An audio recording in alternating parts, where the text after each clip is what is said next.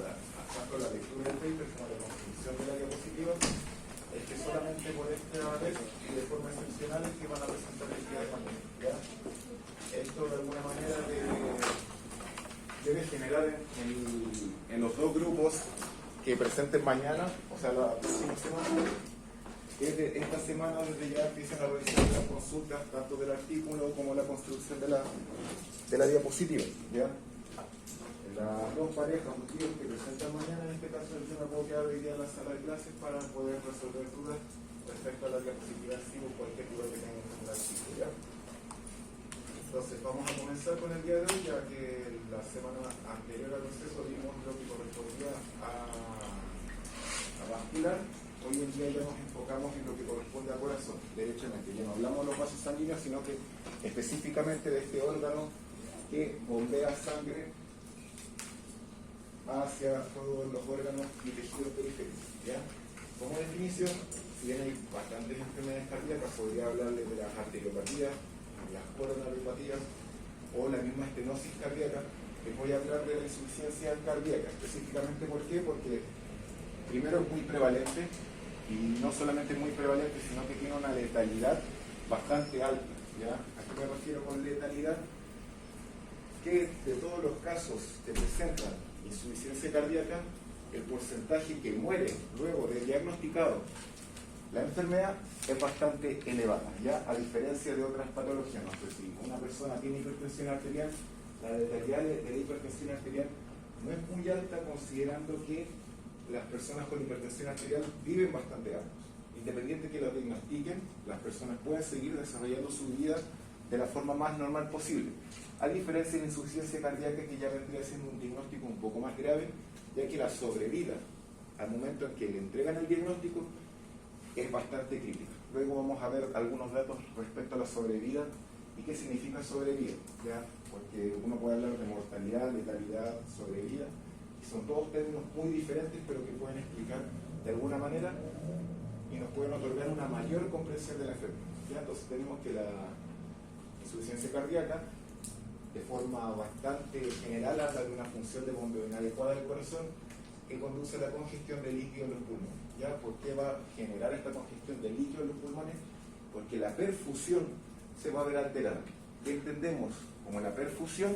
De forma general, la perfusión es el traspaso de un líquido desde zona A la zona B, desde un medio 1 o un medio 2. Pero cuando hablamos de perfusión a nivel del sistema cardiovascular, estamos hablando que el traspaso de líquido desde los capilares hacia el tejido linfático o hacia el medio linfático es inadecuado. Cuando tenemos una alteración de la perfusión vascular, generalmente provocamos edemas, ¿ya? Lo que le podría ocurrir, por ejemplo, a alguna persona con hipertensión arterial que viaja 8 o 12 horas en bus durante la noche de una ciudad X a una ciudad B, lo más probable es que sus extremidades inferiores aparezcan con edemas al día siguiente del viaje, ¿ya? Y esto va a hablar de que hay una alteración en la perfusión. Ahora, en el caso de la insuficiencia cardíaca, esta perfusión se da a niveles más graves, porque no ocurre en las extremidades inferiores solamente, sino que también puede ocurrir en lo que conocemos como la unidad funcional del pulmón, que vendrían siendo los alvéolos, ¿ya? Entonces los alvéolos comienzan a llenarse de líquido, porque recuerden que entre los alvéolos, los capilares, a nivel del pulmón, hay un traspaso de gases, pero también ese traspaso de gases puede incluir algunos líquidos, algunos fluidos, y esos fluidos justamente son los que terminan por acumularse en el pulmón, y no solamente se generan edemas a través de las extremidades inferiores, sino que también edema pulmonar. Y eso que va a generar que el diagnóstico sea aún mayor. El resultado final común de muchos procesos de la enfermedad cardíaca. ¿Ya? De alguna manera la insuficiencia cardíaca puede estar precedida de distintos diagnósticos previos. Ya lo mencioné: estenosis aórtica, enfermedad cardiovascular, una aterosclerosis, distintas coronopatías, etcétera, etcétera. Respecto a la epidemiología de la insuficiencia cardíaca, podemos establecer que pueden ver que la curva va en ascenso. Estos son datos, en este caso, de la epidemiología de Estados Unidos. ¿Por qué siempre vamos a revisar Estados Unidos? Porque de alguna manera tienen el modelo económico y social al cual Chile está apuntando en estos momentos. Entonces nos parecemos bastante si es que quisiéramos hacer una proyección En cuanto a la base genética, no hay mucho que podamos homologar y si quisiéramos compararnos con algún país con una base genética similar o algo que podría explicar este proceso de mestizaje, podría ser México, por ejemplo.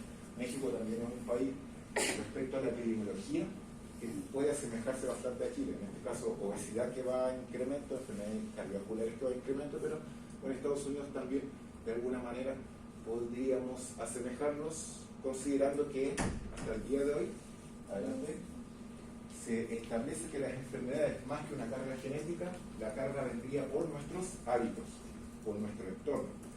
Y respecto al entorno, nos parecemos bastante en Estados Unidos, respecto al consumo ultraprocesado, al modo en que vivimos la vida, cada vez más sedentario, nos movemos menos. Sin embargo, Estados Unidos sí he visto la política de deportes que tiene bastante abierta, o sea, pueden ingresar a distintos establecimientos deportivos de forma gratuita o tienen muchos gimnasios en las playas, etc. En eso no nos parecemos, pero al menos en los hábitos negativos de la población estadounidense somos bastante similares y podríamos de alguna manera extrapolar de que esto no es lo que nos ocurre ahora, pero quizás sí en 5, 10 o 15 años. ¿Ya? Entonces vamos a ver que la insuficiencia cardíaca primero va en aumento y respecto a la proyección que se hace, esto es una regresión, es como ver, si lo quisiéramos colocar a algún caso como aterrizar, ¿qué vendría siendo esta proyección en base a datos anteriores? Si yo conozco una persona y esa persona ha sido enjuiciada 3 veces anteriormente por otras personas respecto a que le gusta hurtar cosas, lo más probable es que esa persona en el futuro vuelva a hacerlo.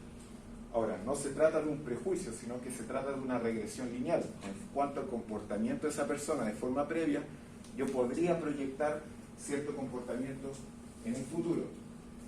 Lo mismo, si dentro de, en el caso de los pololeos, por ejemplo, puedo ver que una pareja ha tenido 3 casos de violencia dentro del pololeo, yo no voy a pololear con esa persona, o al menos voy a tener cuidado, porque sé que le preceden antecedentes importantes. Y eso aplica para todo. Respecto a metodología de la investigación se utiliza bastante. Cómo nos hemos comportado anteriormente, yo puedo proyectar qué va a ocurrir en el futuro. Ahora, esta proyección puede ser válida o no válida, considerando que pueden haber situaciones que puedan hacer a esa persona cambiar o a esa misma sociedad cambiar. No sé, si aquí entre el 2020 y el 2030 inyectamos una política pública para disminuir la insuficiencia cardíaca, ya puede que la disminuyamos la proyección, pero si no hacemos nada, esto va a tender a seguir la siguiente curva. Lo mismo ocurriría para una persona. Si la persona tiene 3 antecedentes de violencia dentro del pololeo, en que él era en este caso el que ejercía la violencia, si esa persona no va a terapia psicológica, es muy difícil que vaya a cambiar esa conducta psicológica o psiquiátrica, o al menos haga un análisis de por qué le gusta ejercer la violencia en esos contextos. Entonces, de alguna manera las regresiones lineales nos permiten proyectar qué va a ocurrir en el futuro en caso de que no realicemos ninguna acción para poder modificar esta realidad, ¿ya? Como pueden ver, se proyectan para el 2040 770.000 casos solamente en Estados Unidos, ¿ya?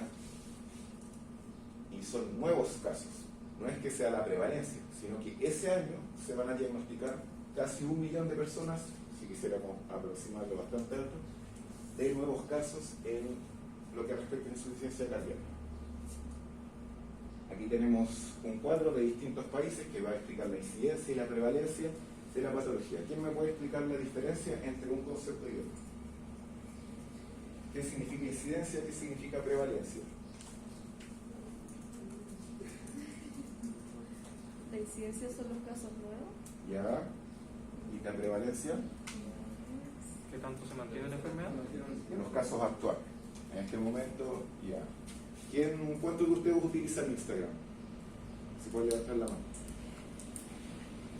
Hay una prevalencia casi completa. ¿Cuántos de ustedes empezaron a ocupar Instagram este año?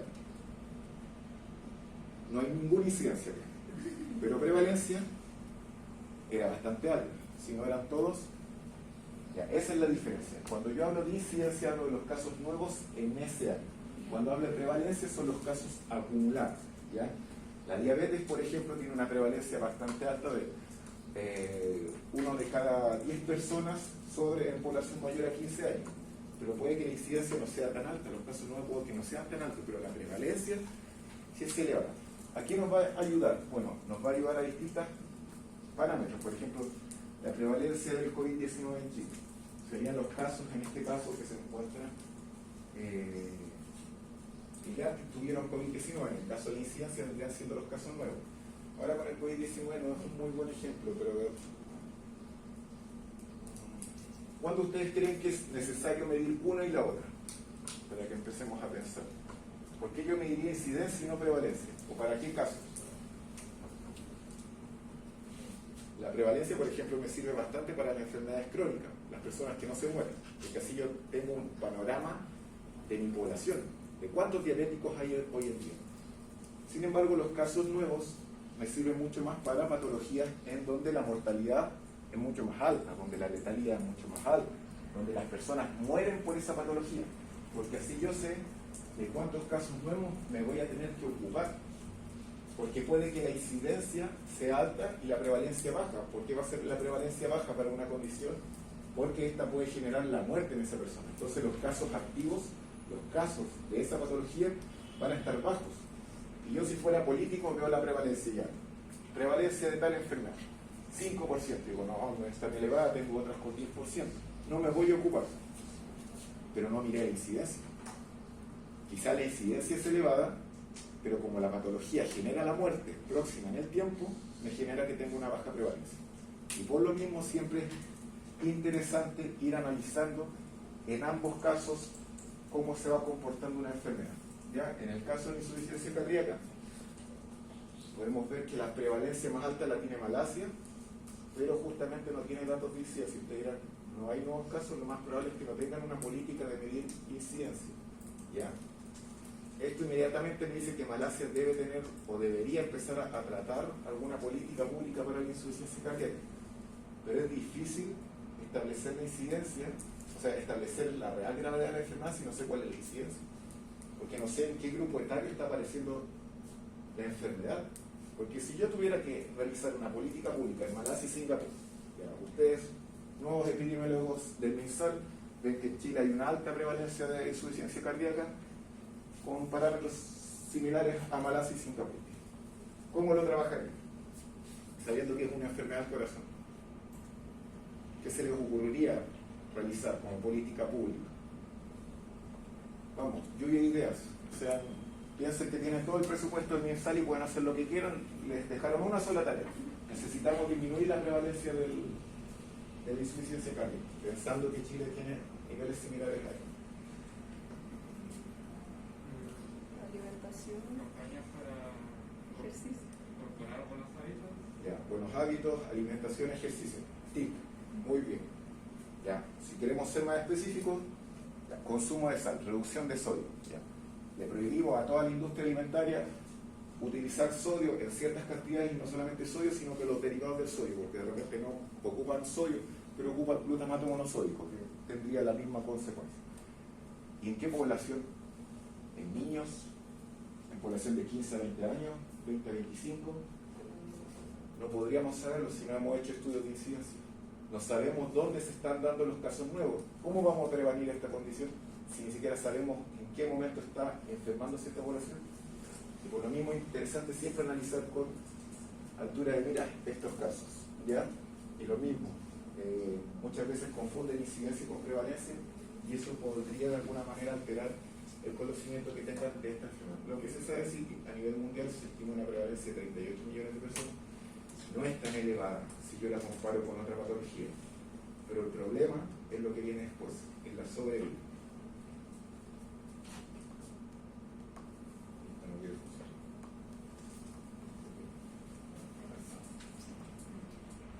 Por ansioso me gusta. Ya, entonces, respecto a una publicación que vendría siendo como el más actualizado de Chile en este momento, lo publicó Díaz Toro en la Revista Médica de Chile, que establece que, a pesar de todos los avances importantes en diagnóstico y tratamiento, la mortalidad por insuficiencia cardíaca sigue siendo elevada. La letalidad intrahospitalaria fluctúa entre 2 y 20,4%, estimándose una cifra cercana a 11,5% en América Latina. ¿Qué significa esto? Letalidad intrahospitalaria 11,5%.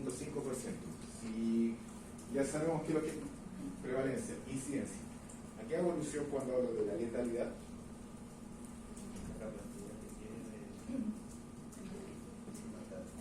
Fíjense, mortalidad, letalidad. Y hay dos términos que tenemos que saber diferenciar. La mortalidad, ¿cómo se calcula? Ya, yo le voy a dar por cada 100.000 habitantes, ¿ya? Pero es la cantidad de muertes por cada 100.000 habitantes. Si yo hablo de una letalidad X de tal enfermedad por cada 100.000 habitantes, no necesariamente estoy viendo mortalidad, qué tan letal es esa patología, porque estoy comparando de cada 100.000 habitantes, cuántos habitantes murieron por tal patología. A diferencia de la letalidad solo considera los casos de esa patología. ¿Cuántos murieron? De todos los que tienen esta patología, ¿cuántos mueren? No sé si se entiende, si no lo puedo explicar con números. ¿Es como el nivel de riesgo? No necesariamente nivel de riesgo, pero sí me hablaría de qué tan letal justamente es esa patología. Voy a levantar esto a ver si... Porque es importante que lo entiendan. Me lo eché. Bueno, pero a ver. Si yo hablara de la tasa de mortalidad de la diabetes, que es 2 cada 100.000 habitantes, tengo que entender que de esos 100.000 habitantes solamente 2 personas murieron por diabetes. Quizá otros 4 murieron por hipertensión, otros 5 por insuficiencia cardíaca. Pero cuando yo hablo de letalidad, hablo de los que mueren por esa patología, o sea, de todos los diabéticos. ¿Cuántos mueren por diabetes? Entonces lo que yo puedo establecer es qué tan rápido me va a matar esa enfermedad o qué tan peligrosa es. En el caso que me hablen de la mortalidad por insuficiencia cardíaca, sigue siendo elevada, habla de la cantidad de casos, de 100.000 casos, ¿cuántos mueren por insuficiencia cardíaca? Pero cuando yo hablo de la letalidad intrahospitalaria, si hablo de un 20% de letalidad intrahospitalaria, significa que 1 de cada 5 pacientes que ingresaron por insuficiencia cardíaca al hospital, 1 murió. Pero yo no meto a los diabéticos, yo no estoy metiendo a los hipertensos, yo no estoy añadiendo a mi estadística a las personas con cáncer. Solamente estoy hablando que de las personas que ingresan al hospital por insuficiencia cardíaca, el 20% falleció. O sea, de cada 5 personas con el diagnóstico de insuficiencia cardíaca, 1 muere si es que ingresa al hospital. De esos 5 ingresos. En cambio, la tasa de mortalidad yo estaría hablando de todas las enfermedades, de todos los casos, ¿ya? Otro término importante es la sobrevida. Quizás en esta enfermedad no tanto, pero en cáncer, ¿cómo yo puedo identificar si un cáncer es más peligroso que el otro? Puedo creer sobrevida de cáncer de mama, puedo creer sobrevida de cáncer de testículo. Cáncer de testículo, por ejemplo, tiene una sobrevida bastante elevada, o sea, es solamente extirpar el testículo, además porque el cáncer de testículo no tiende a generar metástasis rápido, tiende a encapsularse más que querer realizar metástasis a otros órganos. Muy diferente sería si yo les hablo de la sobrevida del cáncer de pulmón, que es un cáncer que tiende a ramificarse bastante y generalmente cuando se diagnostica ya tiene algún otro tejido asociado a metástasis. ¿Qué significa la sobrevida? Desde el momento en que me diagnostican, ¿cuántos años voy a vivir? Lo más probable luego de ese diagnóstico, ¿ya? En el caso de lo que dicen aquí de la insuficiencia cardíaca, 5 años, 50%. O sea que de todas las personas que se diagnostican con insuficiencia cardíaca, a los 5 años muere la mitad, ¿ya? Entonces, en ese sentido, pueden ver de que uno podría analizar la prevalencia de insuficiencia cardíaca y diría, no es tan alta, hay otras patologías más altas. Pero si vamos viendo la letalidad y la sobrevida que tiene, es bastante baja. O sea, podría incluso asimilarse a algunos tipos de cáncer. Pensemos que me diagnostican insuficiencia cardíaca y yo inmediatamente proyecto, tengo el 50% de probabilidades de sobrevivir y de morir de aquí a 5 años. Es bastante elevada para una condición que no es cáncer, al menos, ¿ya? Entonces ya hemos visto bastantes términos que los vamos a seguir repitiendo en el semestre: prevalencia, incidencia, letalidad, tasa de mortalidad y en este caso sobrevida. Y ahora que vamos a comenzar con la presentación de papers, mucha atención en esto, que es importante que lo maneje.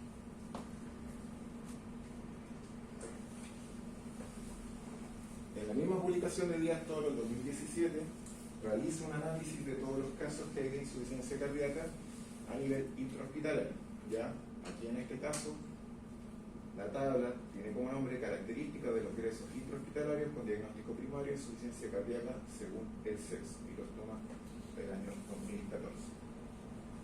¿Qué podemos ver? Aquí el N, que va a decir de cuántos pacientes totales de estos ingresos, hablamos de cerca de 12.600 casos. De estos, 6.268 eran hombres, mujeres, y el valor que ustedes ven aquí al lado corresponde al porcentaje. No hay mucha diferencia en este caso. Luego hace un análisis de función de la previsión, si pertenece a FONASA, a los distintos tramos, o a ISAPRE. Y lo mismo, aquí establece el total y luego los porcentajes. Ahora, ¿qué es lo importante que yo quiero que aprendan de aquí? Este valor de aquí. Lo que ustedes pueden decir, aquí lo que quiere hacer Díaz Toro y colaboradores es quiere analizar si es que, si bien no hay muchas diferencias entre los casos entre hombres y mujeres, pero quiere establecer si es que hay diferencia entre hombres y mujeres, considerando la previsión, la estadía intrahospitalaria y el tipo de establecimiento. Entonces, el valor P lo que hace es compara el valor de los hombres versus el de mujeres y les va a indicar si hay una diferencia estadísticamente significativa. ¿Qué significa eso? En palabras simples, que el azar no está generando la diferencia entre estos 4.469 y los 5.031 de mujeres. Más simple aún, lo que quiere decir este valor P es que en función si eres hombre o mujer, tienes una mayor probabilidad de pertenecer a estos tramos en función del diagnóstico. Puede ser complicado, pero voy a tratar de resumirse de mejor manera. Si yo quisiera saber si las horas de sueño, por ejemplo, influyen en el rendimiento de ustedes, podría separar al curso en dos grupos: los que duermen más de 8 horas y los que duermen menos de 8 horas. Y en función de eso quiero saber quiénes obtienen mejores calificaciones. Entonces lo que tendría que ver es contar a los que duermen menos de 8 horas y evaluar sus calificaciones, y también contar a los que duermen más de 8 horas y ver el promedio de calificación. Para yo saber si es que hay una relación concreta, hay una diferencia estadísticamente significativa que me puede definir si dormir más o dormir menos me genera menos calificaciones, yo hago un análisis estadístico basado en el p-value, que lo único que hace es toma los dos promedios y los compara y puede establecer si es que el azar genera esta diferencia o realmente hay una significancia estadística. ¿Ya? Y esto lo va a realizar con todos los parámetros. Ahora, cuando hablo de NS, o sea que no hay significancia, ¿qué es lo que puede decir la persona? Que el diagnóstico de insuficiencia cardíaca no es diferente entre hombres y mujeres según el tipo de establecimiento. ¿Ya? A diferencia de aquí, yo sí puedo establecer de que entre hombres y mujeres sí hay una diferencia de casos dependiendo si pertenece a FONASA A o B o C y D. ¿Ya? El grado de significancia generalmente uno lo establece menor a 0.05 del valor de P. En este caso, menor a 0.001 es prácticamente una significancia estadística bien concreta. O sea, lo ideal es llegar a 0 con ese valor P para yo decir de que hay una diferencia estadística entre ambos, entre los dos parámetros que esté evaluando. Ahora, respecto a ISAPRE, es menor a 0.05, pero estos valores vendrían siendo mucho más concretos. Entonces, lo que se establece aquí es que entre hombres y mujeres no hay diferencias respecto a los días de estadía y tampoco según el tipo de establecimiento educacional, o sea, no educacional, de salud. ¿Ya? Y eso lo van a ir viendo en cada uno de los trabajos que podamos ir trabajando. Eso es una prueba estadística, pero también hay otra que en este caso es el valor OR. Vendría siendo una razón de riesgo, ¿ya? Calculamos distintos OR para distintas variables.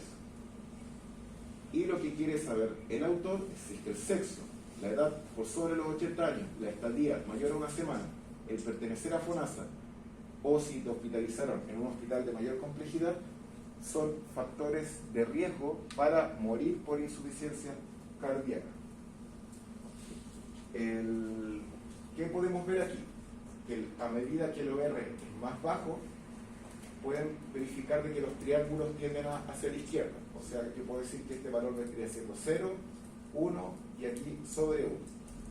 ¿Cuáles van a ser justamente los factores de riesgo que se asocian a una mayor letalidad intrahospitalaria? Van a ser el OR de 2.1 y el de 1.94, porque justamente están más hacia la derecha. ¿Qué significa este número? Que las personas que tienen más de 80 años tienen, esto es, en estadística vendría siendo una falacia lo que les voy a mencionar, pero es una forma fácil de hacerlos entender cierto concepto. Tendría un 211% más de probabilidades de morir si es que tienes más de 80 años, si es que tuvieras menos de 80 años. Eso es lo que explica el OR en palabras simples. Un OR de 2, yo estaría hablando de si justamente corresponde a un factor de riesgo, porque tengo 2 veces más probabilidades de morir si es que tengo sobre 80 años que si tengo menos. Aquí en 1.494 lo podemos aproximar a 2. Entonces, si yo soy del sistema de FONASA, tengo casi 2 veces más probabilidades de morir que si no lo fuera. Y lo mismo para cada una de las variables. En el caso del sexo, no es significativo. Lo mismo la estadía por sobre los 7 días. Y aquí yo estaría hablando de un OR bastante leve. Ya cuando está por sobre 2, yo podría decir, aquí realmente, porque es el doble de probabilidades por una condición a la otra. ¿Ya? Y esto es importante que siempre lo puedan interpretar de buena manera y después inmediatamente decir, chuta, o sea, si yo me enfrento, si ustedes trabajaran en un hospital público, en donde la mayor porcentaje de la población se atiende por FONASA y además el paciente presenta sobre 80 años, yo voy a atender a ese paciente por sobre uno de menos 80. Porque eso es algo que si se quieren dedicar a la clínica siempre se van a enfrentar. Tienen que categorizar la gravedad de un paciente u otro. Porque les pongo un ejemplo, no sé, cirugía. Cirugía puede tener perfectamente 80 camas, cirugía hombres, cirugía mujeres. Hay hospitales en que la nutricionista o el nutricionista tiene que estar a cargo de todo el servicio, son 160 camas. ¿Cuánto se demoran en evaluar a un paciente? Pongamos 20 minutos. Si dedicamos solamente 2 horas a evaluar, van a evaluar a 6 pacientes en el día. ¿Qué va a pasar con los otros 156 pacientes? No, 52, porque van a evaluar alrededor de 4 por hora. Si es que lo hacen en 15 minutos, si no sería 20. Y en ese sentido van a tener que aprender a discriminar a qué paciente voy a evaluar, porque no pueden prescribirle a un paciente algo si no lo han evaluado primero. Entonces, en ese sentido, una capacidad crítica que yo al menos proyecto para el nutricionista clínico es saber identificar qué paciente requiere la ayuda más rápido que el otro. ¿Ya? Esto en algunos casos les va a tener que generar de alguna manera ser duros. Por ejemplo, si trabajan en oncología, se van a encontrar con casos que van a estar desahuciados y prácticamente su intervención va a ser netamente paliativa. Van a tener que aprender a diferenciar qué paciente requiere su ayuda y la requiere ahora ya. Ahora, si trabajan en una clínica, lo más probable es que sea muy diferente, porque en las clínicas privadas la situación es completamente, diametralmente distinta. En primera instancia, porque la intervención que ustedes pueden realizar es mucho mejor, van a tener más recursos, no van a tener una sola propuesta de alimentación, sino que van a tener 3 o 4, van a poder ir jugando, van a poder entregar distintos tipos de proteínas, distintos tipos de suplementos. Cuando yo estuve en el regional de Concepción, por ejemplo, si yo quería darle casinato de calcio, que no es nada, casinato de calcio, un carro de casinato de calcio cuesta 10.000 pesos. Si yo quería prescribir casinato de calcio, prácticamente tenía que llenar una planilla y explicar por qué ese paciente lo requería y no todos los pacientes del servicio. O sea, era muy burocrático, solamente para entregar 10 gramos de proteína que van, en este caso, disueltos en agua. No es ningún gasto que pensemos como lunático como para tener esa restricción. A diferencia del Hospital Higueras, cuando yo estaba ahí era todo distinto. Yo podía entregar 2, 3, 4 suplementos al mismo paciente y nadie te va a objetar nada. Esto, ¿qué les quiero mencionar o qué les quiero hacer llegar con este mensaje? Que la realidad en cada hospital es muy diferente. Y lo mismo si comparamos hospitales con clínicas. Entonces, en ese sentido, si en algún momento llegan a trabajar en algún hospital, no sé, por ejemplo, el Hernán Enríquez Aravena, nunca he estado dentro ni sé el funcionamiento de allí, pero generalmente los hospitales regionales muy grandes, que tienen que recibir muchos pacientes, pero aparte son pacientes complejos, que requieren de un mayor gasto, requieren de especialistas, requieren de tratamientos más complejos, muchas veces el presupuesto es agotado. Lo mismo puede ocurrir con hospitales de muy baja complejidad, pensemos en hospitales rurales. La semana pasada hablaba con una colega, me decía que en la localidad de Angol había un CEFAM que ni siquiera tenía balanzas para pesar a sus pacientes. O sea, yo decía, pero ¿cómo así la intervención cuando tienes que ir a ver postrado, por ejemplo? El postrado no puede ir al CEFAM, tienes que tú ir a irlo a ver. Yo decía, ¿cómo calculáis qué ingredientes, qué nutrientes le va a prescribir si ni siquiera sabes su estado nutricional, ni siquiera sabes su peso, no sabes su masa muscular? Y todo lo hacen de alguna manera de forma cualitativa. Y en ese sentido está mal, porque imagínense si el CEFAM tiene pocos recursos para entregar suplementos, por ejemplo. No voy a entregar el suplemento a la persona que yo sé que no lo requiere, sino que tengo que justamente decidir de forma concreta quién lo va a requerir más y a quién le va a generar una mejor ayuda. ¿Ya? Y en función de eso, ustedes miran, profe, pero ¿qué tiene que ver esto con lo que me están mencionando? Es que tienen que aprender a leer papers. Si hay algo, si ustedes aprenden a leer papers, no van a requerir nunca pagar por un curso, por ejemplo, de especialización. Porque si saben hacer una buena búsqueda en papers, saben sistematizar esa información, la saben integrar, no van a requerir de nadie que les enseñe esa materia. ¿Ya? Ahora, ¿eso es fácil? No es fácil porque requiere de tiempo, requiere de mucha lectura, de leer y por eso es que les genero esta actividad los días lunes, para que puedan de alguna manera aprender a creer y no creer en ciertos papers, ¿ya? Y eso lo vamos a ir trabajando cada vez. Entonces, ya ahondándonos en lo que corresponde a la insuficiencia cardíaca, es una patología que de hace bastante tiempo atrás ya fue identificada, en este caso por el padre de la patología moderna, Rudolf Virchow.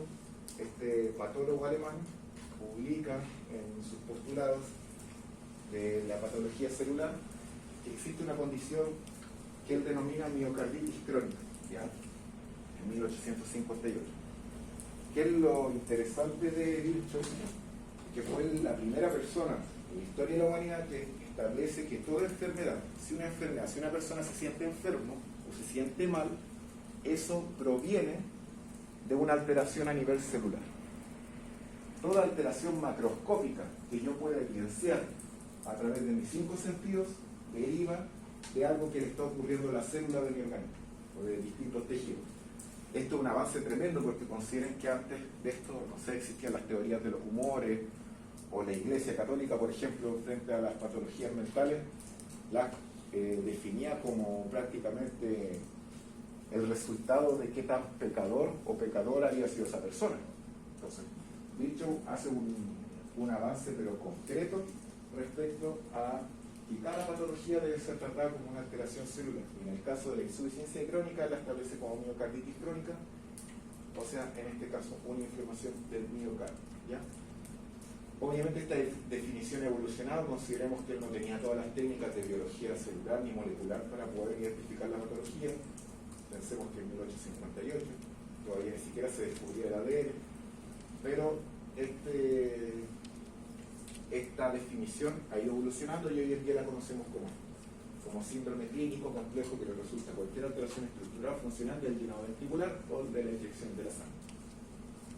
Si yo pienso en llenado ventricular o inyección de la sangre, inmediatamente ustedes tienen que pensar en un biomarcador que corresponde al FEV, FEVI o FE, que es la fracción de eyección ventricular izquierda.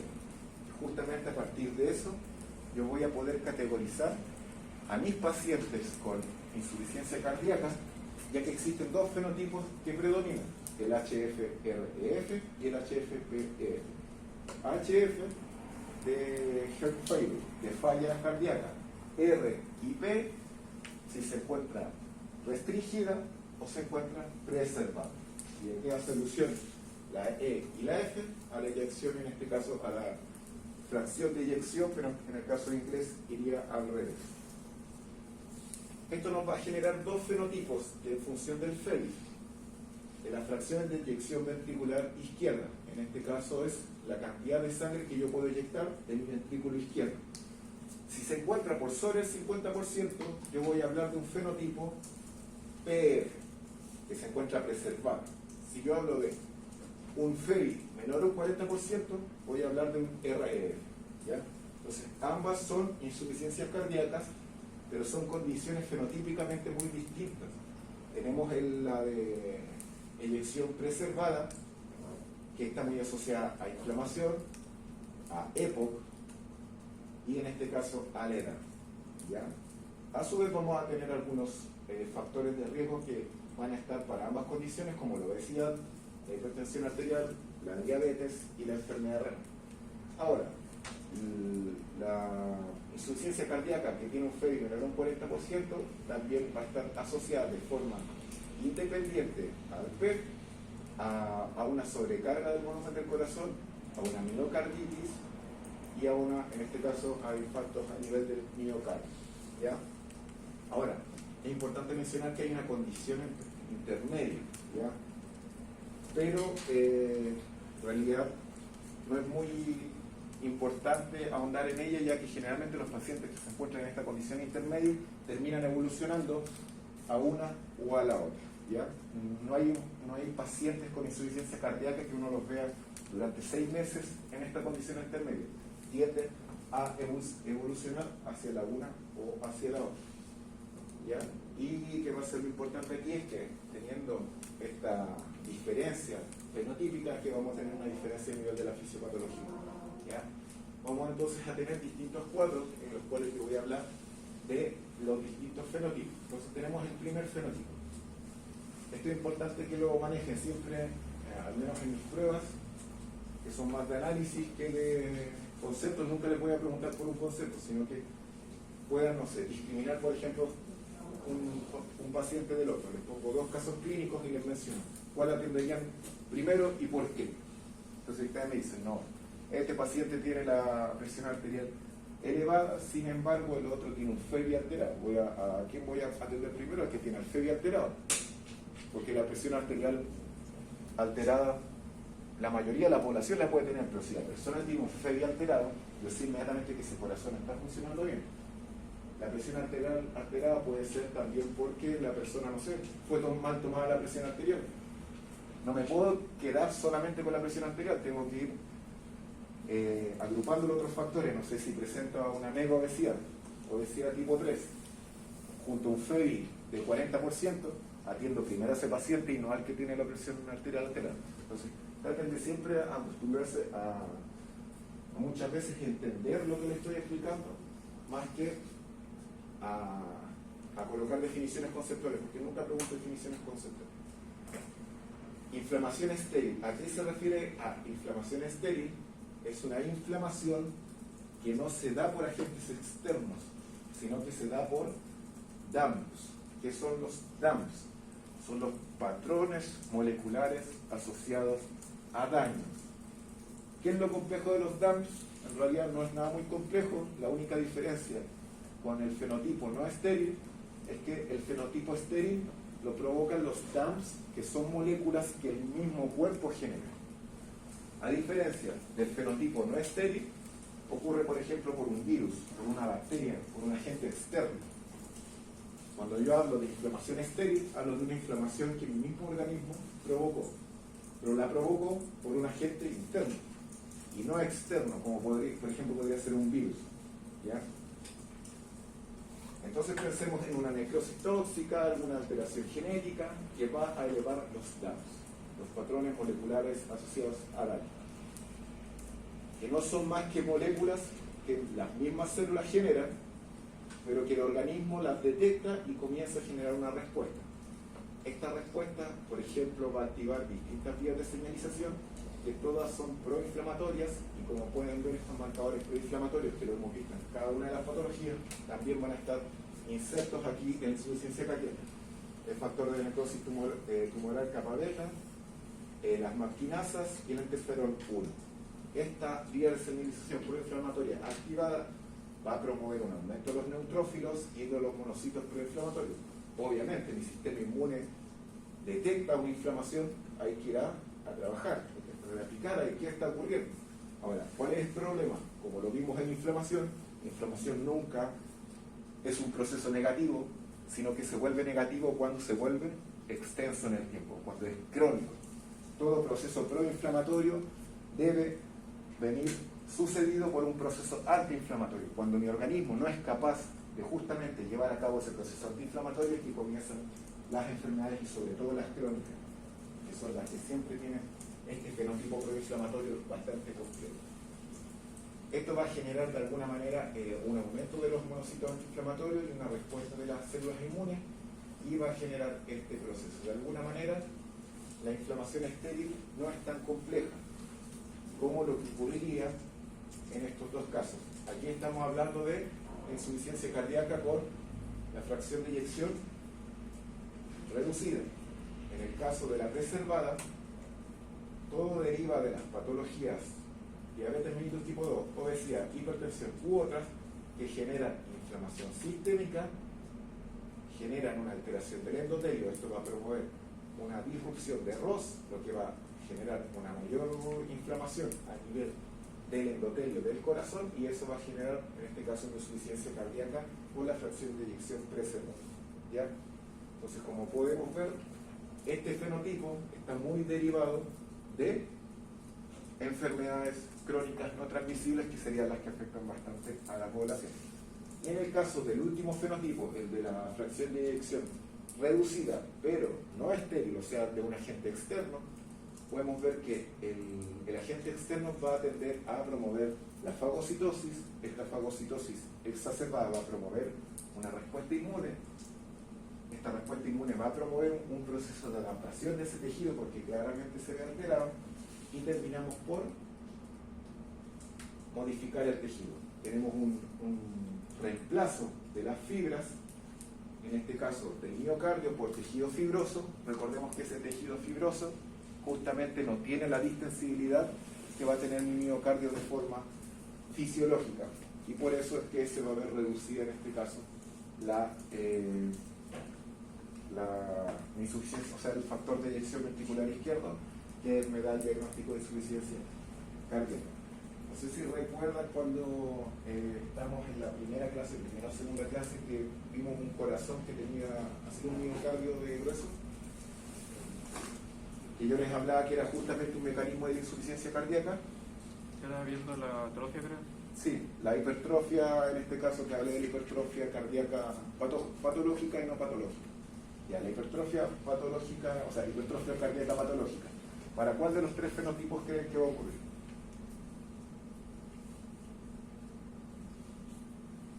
Piensen. No sé si lo recuerdan, si no lo recuerdan lo podemos volver a repasar. Pero es específicamente de uno.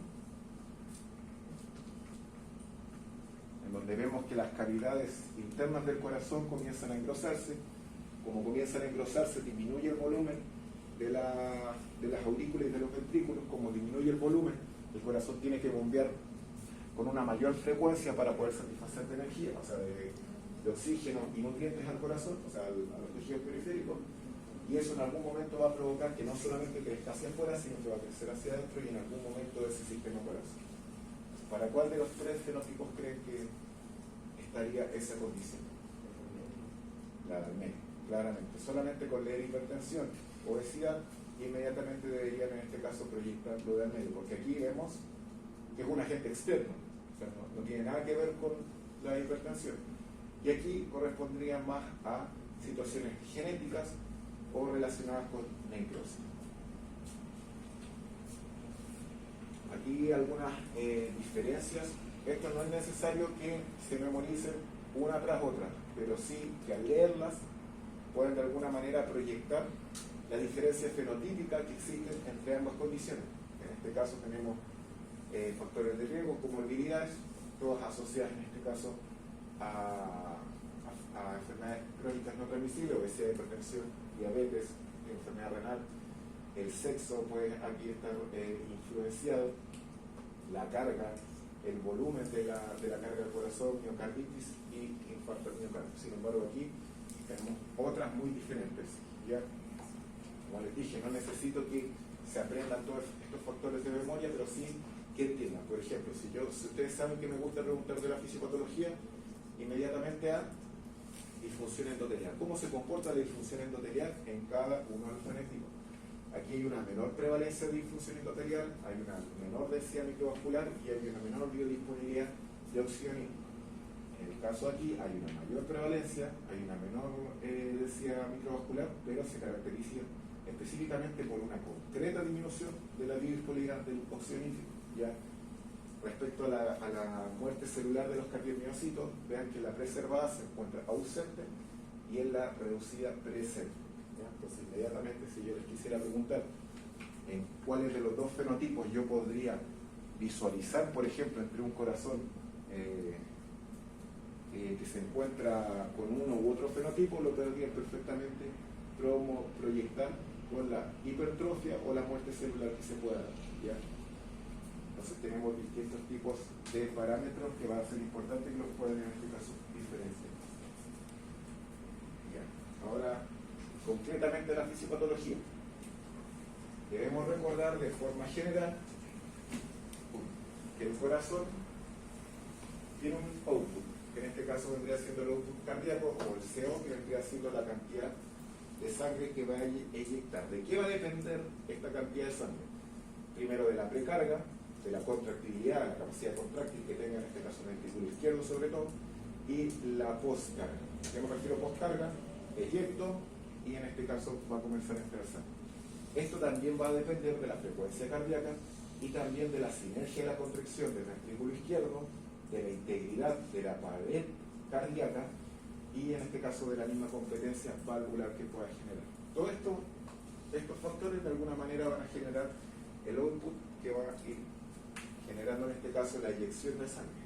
Ahora, ¿por qué va a ser tan peligroso que esta eyección de sangre, si se ve alterada, me provoque la muerte, entendiendo que la insuficiencia cardíaca presenta una letalidad alta? Es que yo les quiero presentar este mecanismo que corresponde en este caso a la disfunción mitocondrial. Si bien hay otras patologías que se ven moduladas por la disfunción mitocondrial, al menos a mí me parece súper interesante lo de la insuficiencia cardíaca porque podría, en parte, explicar por qué presenta una letalidad tan alta. Y es porque justamente las personas con insuficiencia cardíaca desarrollan disfunción mitocondrial. ¿Qué va a implicar la disfunción mitocondrial? Obviamente, como sus palabras lo mencionan, que las mitocondrias no funcionan de forma adecuada específicamente en el tejido cardíaco. ¿Ya? De forma general, tenemos que las mitocondrias nos otorgan energía, también nos otorgan factores de crecimiento y adaptación, de biosíntesis de distintas moléculas, modificaciones proteicas, y esto es fundamental para explicar este mecanismo, y en este caso comunicación con la información nuclear que tiene la mitocondria y además termogénesis. Todo esto lo hace una mitocondria sana, una mitocondria que se encuentra en correcto estado. Una mitocondria que comienza a enfermarse, ya comienza con alteraciones del transporte de calcio, y aquí, fundamental, la generación de ROS, de especies reactivas de oxígeno, que lo vamos a seguir escuchando siempre, sobre todo en este tipo de patologías. ¿Qué significa? Que aumente ROS o las especies reactivas de oxígeno, que nos enfrentamos a un proceso de estrés oxidativo. Y de esto mismo es que deriva que los antioxidantes sean tan importantes. ¿Por qué hay que consumir antioxidantes? Para reducir este estrés oxidativo. Y estas preguntas para que se las aprendan de memoria y nunca más se les olvide. ¿Cuáles son los únicos dos antioxidantes que al día de hoy tienen efectos concretos en nuestro organismo? ¿Los conocen? Les puedo soplar que uno es externo y el otro es interno. Cuando vieron biología celular o bioquímica, ¿qué recuerdan? Hay uno que es externo, que es nutriente, que es micronutriente. ¿Cuál creen que es?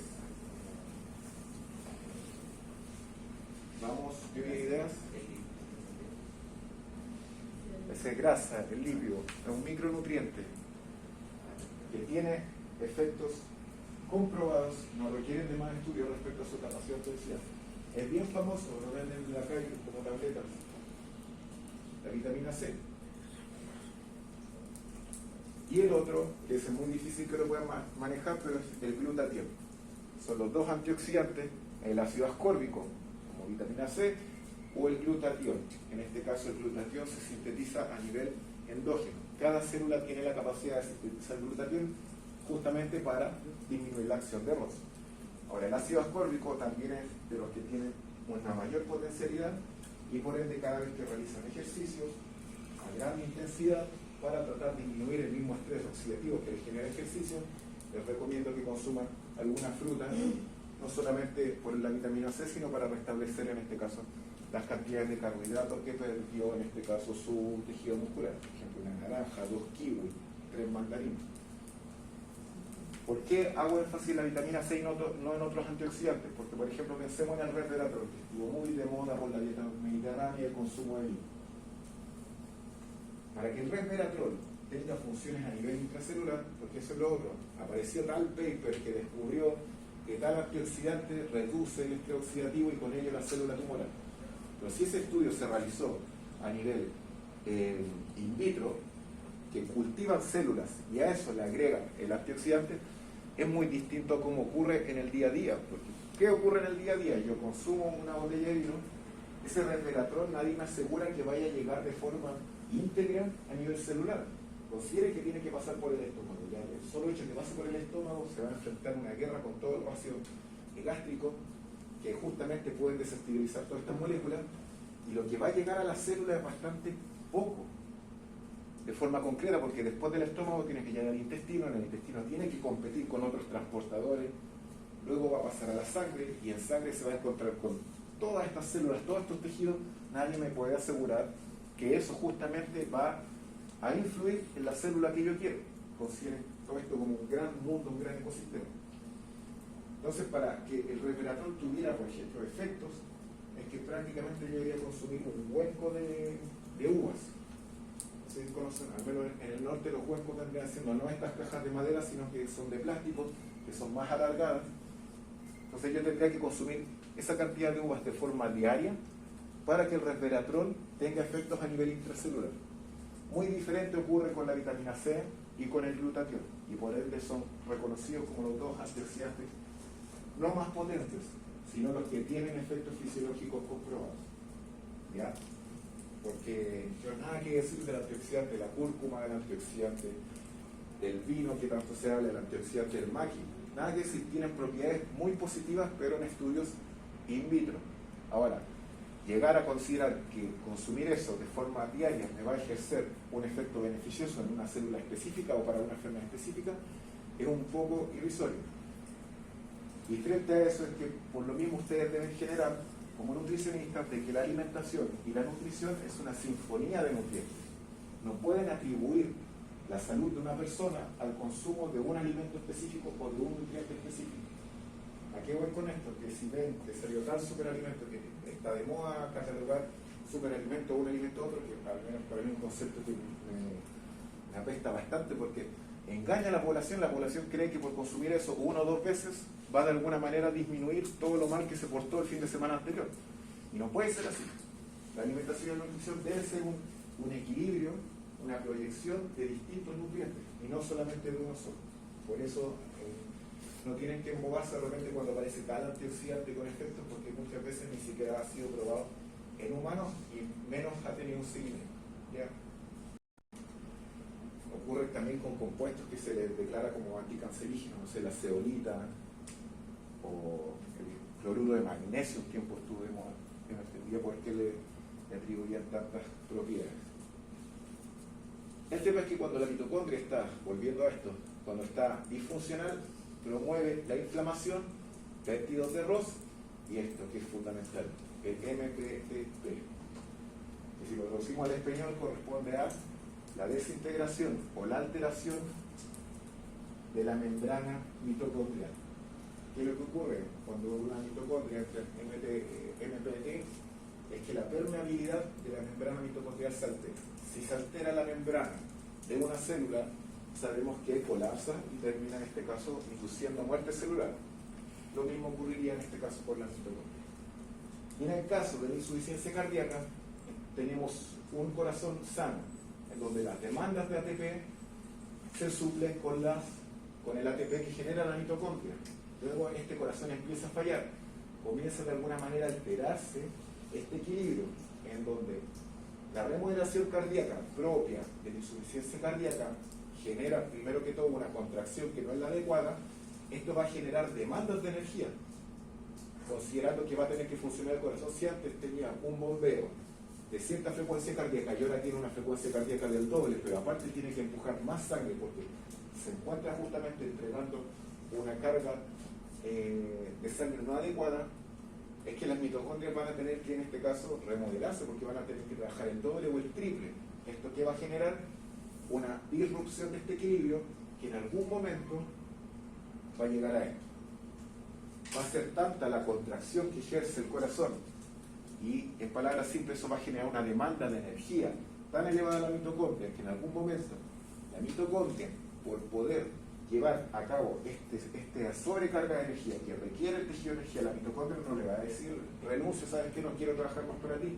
La mitocondria va a tratar de alguna manera de entregar esa energía y específicamente a través de la fosforilación oxidativa y la cadena transportadora de electrones, que en palabras simples es una mayor utilización del calcio que presenta esa mitocondria. Justamente esa sobreutilización va a generar especies reactivas de oxígeno. Consideremos que las especies reactivas de oxígeno van a generar un ambiente prooxidativo y la mitocondria se va a ver como en una prácticamente encerrada, porque por un lado tiene que generar energía, pero por el otro, en esa misma generación de energía, está promoviendo ROS, o sea que la misma mitocondria se está enfermando porque para promover esa energía genera un ambiente prooxidativo.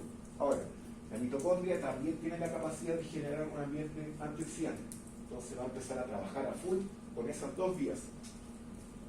Al trabajar a full con esas dos vías, va a promover lo que conocemos como MPPP, que vendría siendo la desintegración, el aumento de la permeabilidad de la membrana mitocondrial, y con ello va a promover la muerte de la célula en donde está ubicada esa mitocondria. Porque si se rompe la membrana, todos estos compuestos a los que la célula no está acostumbrada a tener en su medio, en su citoplasma, se va a ver expuesta. Y esto va a generar ¿cómo se llama esto? La generación de DAMS. ¿Recuerdan qué ocurre con la generación de DAMS? Justamente la enfermedad de insuficiencia cardíaca. Se van a generar DAMS, pero también se va a activar el NRP3, que corresponde a la vía del inflamosoma, que ustedes cuando escuchen inflamosoma, corresponde a una de las vías por las cuales la célula puede inducirse muerte celular. Entonces la pobre mitocondria, que trató de arreglar todo esto, de alguna manera termina por generar la muerte del miocito, y con ello obviamente el corazón cada vez se va a ver menos adecuado y va a provocar la muerte del ser humano, ¿ya? O del organismo que se está dando. ¿Cuál va a ser el proceso específico que se va a llevar a cabo mientras ocurre todo esto? Es la hiperacetilación, que corresponde en este caso a una modificación de las proteínas. Y si yo quisiera, por ejemplo, ver a nivel molecular qué tan mal se encuentra este corazón o qué tan alterado se encuentra este mecanismo, tendría que analizar qué tan hiperacetiladas se encuentran las proteínas del cuerpo. Eso como fisiopatología es importante que lo entiendan y que vean cómo un organelo de la célula termina por provocar la muerte a nivel orgánico. Ya. La hiperacetilación es una modificación de proteínas. ¿Ya? Cuando vimos cáncer, no sé si recuerdan que hablé de la metilación, de la acetilación, son modificaciones a las proteínas en las cuales yo le agrego en este caso un grupo acetilo. A mi proteína que está tranquila, por medio de todo este proceso van a quedar grupos acetilos circulantes. Estos grupos acetilos circulantes se van a anclar a las proteínas. ¿Ya? Ahora, en este caso, no solamente ocurre una acetilación, sino que hiperacetilación. Este proceso se va, de alguna manera, de forma exacerbada. Ahora, con esto no quiero decir de que si yo contrarresto esta hiperacetilación vaya a mejorar el corazón. Lo que sí, esta hiperacetilación me va a permitir a mí detectar qué tanto se ha llevado este proceso que ven aquí. Promover la fisiopatología de la insuficiencia cardíaca mediante la disfunción mitocondrial. ¿Ya? Ya, esto en realidad es solamente para que lo tengan, pongan en sus apuntes, que esto no lo voy a preguntar, ¿ya? Porque no me interesa que se lo memoricen y que lo sepan. De esto no les voy a preguntar nada, solamente para que lo tengan entendido de que es cuando ustedes se enfrenten a esto a nivel clínico en el hospital, es muy probable que se encuentren con las distintas clases de insuficiencia cardíaca. Profe, es que tengo al doctor, ¿me puedo retirar ahora? Sí, adelante, no se preocupe. Gracias. Entonces tenemos distintas clases. Una de la New York Heart Association, en la cual establece 4 clases para la insuficiencia cardíaca. La primera, no hay síntomas y no le ocurre nada a la persona cuando realiza actividad física ordinaria. La clase 2, ya hay una limitación cuando realiza actividad física, sin embargo se encuentra confortable, lo que vendría haciendo como que al momento de descansar, todo bien con la persona, no tendría ningún problema. Eso vendría siendo para la clase 2. Sin embargo,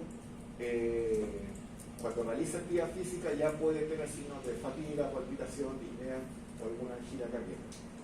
Clase 3 ya tiene una marcada limitación para realizar actividad física, se encuentra de alguna manera normal cuando se está descansando, sin embargo, cuando realiza actividad física ordinaria, prácticamente vuelve a generar estos síntomas. Y ya la 4 no puede realizar actividad física sin sentir un malestar concreto.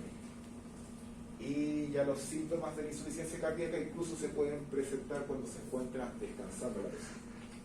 Otra clasificación que es bastante popular también es la de la AHA, de la American Heart Association, y es algo similar. 4 estadios, A, B, C, D, pero aquí ya empiezan las modificaciones estructurales. Considera qué es lo que le ocurre al corazón. Aquí, como pueden ver, la clasificación es netamente de cómo se siente la persona y cómo se siente al realizar ejercicio. Aquí ya podemos ver de alguna manera que en el estado A el paciente tiene un alto riesgo de desarrollar insuficiencia cardíaca, pero no presenta alteraciones estructurales en el corazón. En el B, el paciente ya presenta alteraciones estructurales en el corazón, pero aún no presenta síntomas. En el estadio C, el paciente en el pasado o en el momento ya presenta síntomas de insuficiencia cardíaca, pero están asociados de alguna manera a la alteración de la estructural del corazón, y ya en el D el paciente está en el estado final de la enfermedad y ya requiere un tratamiento especializado. Diagnóstico. Tampoco quiero que se lo aprendan de memoria. A mí me interesa en todo lo anterior, lo que los hace pensar, y la fisiopatología, sí. ¿Ya? Esto es solamente para que tengan en consideración cómo se diagnostica una persona con insuficiencia cardíaca según la guía clínica en Chile, porque puede ir cambiando dependiendo del país. Se necesitan 2 criterios mayores, o un criterio mayor y 2 menores.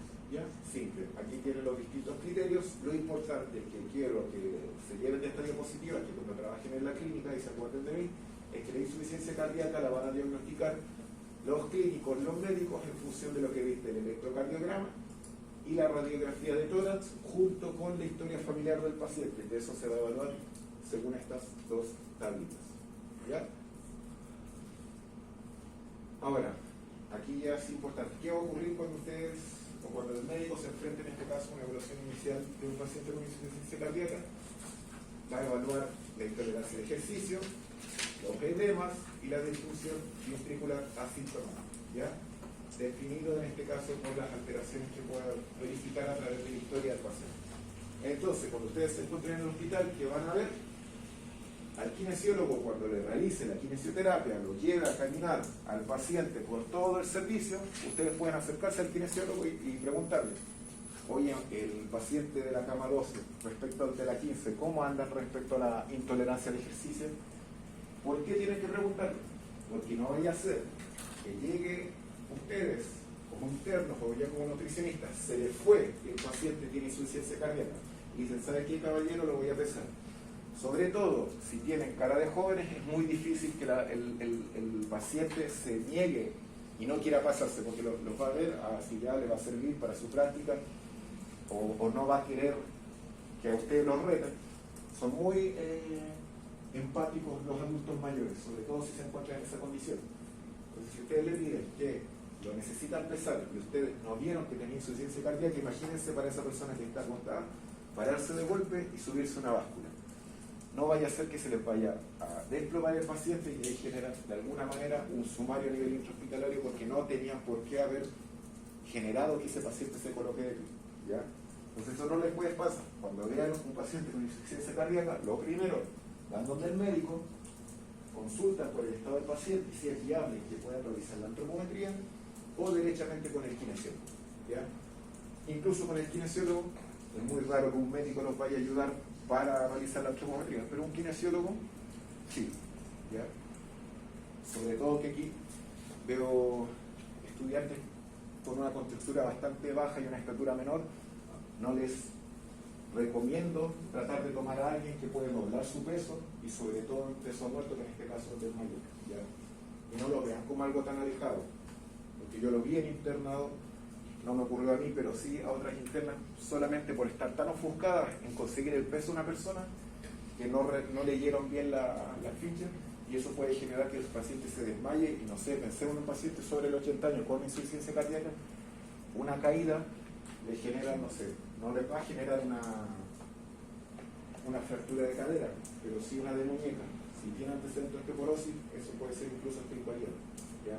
Entonces siempre, cuando se encuentra frente a un paciente de este tipo, evaluar la intolerancia al ejercicio, porque eso les va a indicar que si lo pueden parar o no, por ejemplo, para poder pesarlo o realizar todas las otras medicinas antropométricas. Síndrome edematoso, si ustedes le miran los pies o las articulaciones al paciente, también van a poder discriminar. Este paciente está peor que el A o B.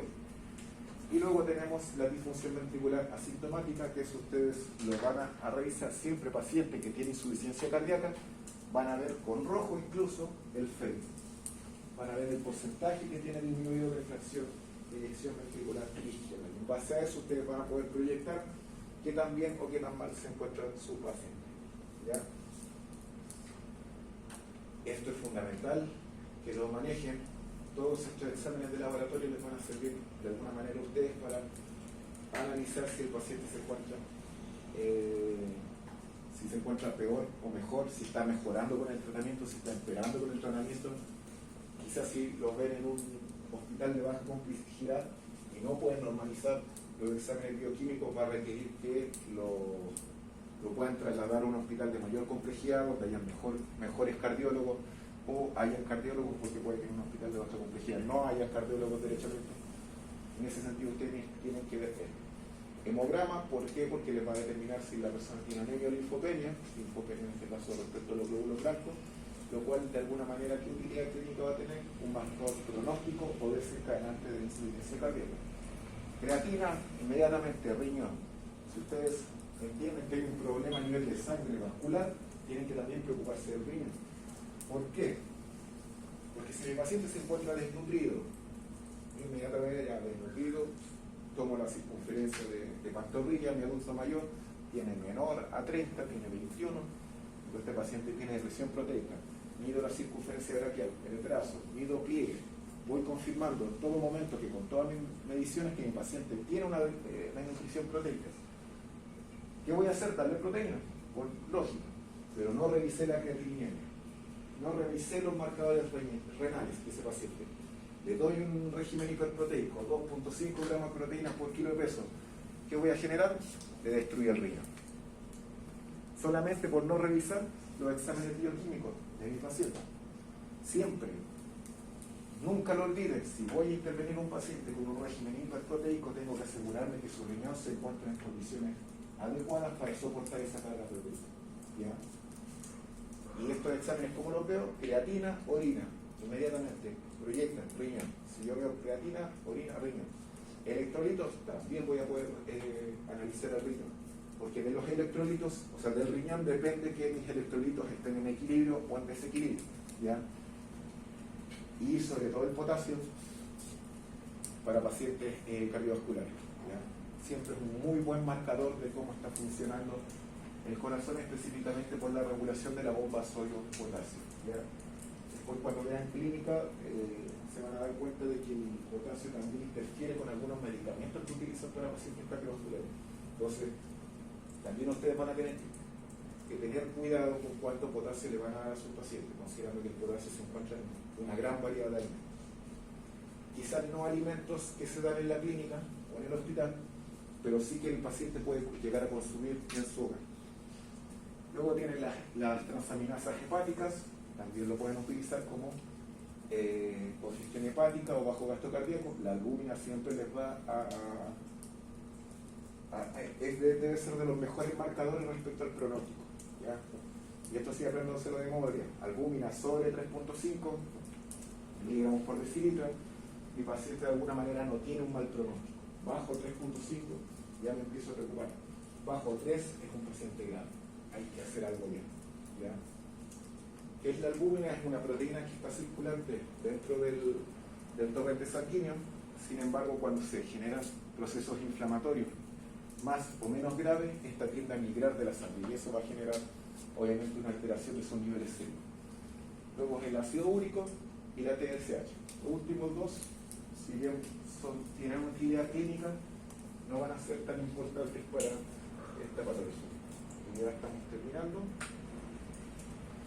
Con el tratamiento va a ir en función del tipo de estado, o sea, de la clasificación de insuficiencia cardíaca que les mencionamos. En este caso, esto ya está en la otra diapositiva. Y como pueden ver, incluye en este caso modificaciones tanto de los estilos de vida del paciente, modificación de la ingesta de sal, modificación de la ingesta de grasa, cuidar el consumo de alcohol de ese paciente, y aquí corresponde un componente tóxico, en este caso para la persona que presenta insuficiencia cardíaca, y la utilización de algunas drogas, que no son drogas muy diferentes a las que vimos en enfermedad cardiovascular, como pueden ver, el ACE, que vendría siendo la enzima convertidora de angiotensina, diuréticos, betabloqueadores, etc. ¿Ya? Y obviamente en las peores etapas de la enfermedad se va a analizar el trasplante de corazón, entendiendo que en algún momento ese corazón ya no tiene futuro. Pensemos en lo que le va a ocurrir en algún momento cuando sus calidades realmente no representen lo que necesita para bombear sangre de forma adecuada. ¿Ya? Y eso, terminamos con la insuficiencia. Ha sido densa la clase, bastante información. No sé si tienen dudas. Y vamos a seguir con la programación de la asignatura. Mañana van a presentar sus compañeros y el miércoles recuerden que vamos a tener seminario de forma online. ¿Ya? Bien. Hasta una semana antes de la prueba, ¿cómo va con los contenidos? Podríamos dejar esta, porque sí considero que es demasiada materia, porque debería entrar hasta esto. Pero ¿cómo van con la materia? Necesito que me vayan informando. Si no la han revisado, voy a evaluar hasta dónde se ha pasado, porque a diferencia del año pasado, que era todo online, en realidad no... ¿Qué ocurrió el año pasado? Que el día lunes siempre yo he entregado una lectura, y esa lectura la analizamos el martes y miércoles en función de clase. Entonces, fíjense que el año pasado, el día lunes, prácticamente no se pasaba materia. A diferencia en este curso, que yo todos los lunes sí he pasado materia, y prácticamente hubieron semanas en que las 3 sesiones. Entonces, vean la materia, analicen si es demasiado, que lleguemos hasta aquí para la próxima prueba, que vendría siendo la próxima semana. Si no, yo igual voy a empezar a analizar, porque a diferencia del curso pasado, mucha más materia la tendría ahora que la que fue el año pasado, ¿ya?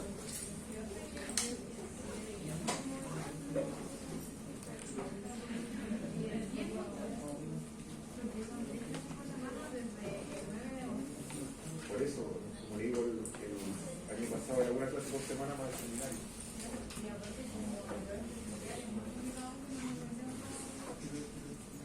Voy a tomar su apreciación también el otro, porque lo puedo dejar por la semana anterior, solo vascular, y no insuficiencia cardíaca, porque igual puedo generar evaluaciones, no de pruebas, pero de los contenidos, o sea, a través de trabajo u otras cosas. ¿Ya? Eso, nos vemos mañana. Los grupos que tienen que presentar mañana, si quieren, se pueden quedar.